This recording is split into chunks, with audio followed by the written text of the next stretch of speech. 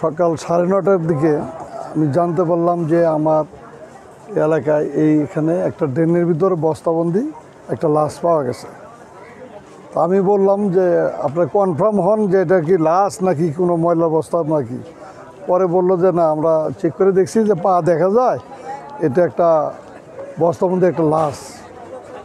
তারপর আমি সাথে সাথেই থানায় ডিউটি অফিসারে ফোন দিলাম যে আমার পূর্ব শিয়াচল আলখা এলাকায় একটা লাশ, বস্তাবন্দি লাশ পাওয়া গেছে ড্রেনের ভিতর, আপনারা একটু আসেন। তারপরে ওনারা আমার কথার অনুযায়ী তারা চলে আসছে।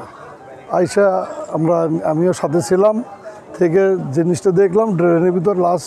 ওরা একটুখানি বস্তাটা কাটা ওই দিক দিয়ে দেখা যায় যে লাশ। পরে সবাই মিলে উঠাইয়া শ্রোতাল রিপোর্ট দেখালো যে না, এটা পরবর্তীতে দেখা গেলো যে এই লাশটা শনাক্ত করার জন্য তার বাবা স্বয়ং নিজেই ছিল। আমার বাবাই শনাক্ত করলো যে এটা আমার ছেলে। হ্যাঁ, সেই হিসেবে আমরা সবাই উপস্থিত থেকে এখানে স্বাক্ষর দিলাম বা সবার সামনেই এটা প্রতিফলিত হলো যে না, তার ছেলে।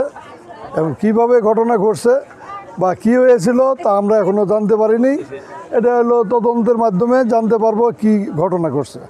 তবে ছেলের বাবার কাছে আমরা জানতে পারলাম যে উনি গতকাল রাত্রে থেকেই তার ছেলেকে খোঁজাখুঁজি করার পরে পায় নাই, না পাওয়ার কারণে এখানে এসে উপস্থিত হয়েছে।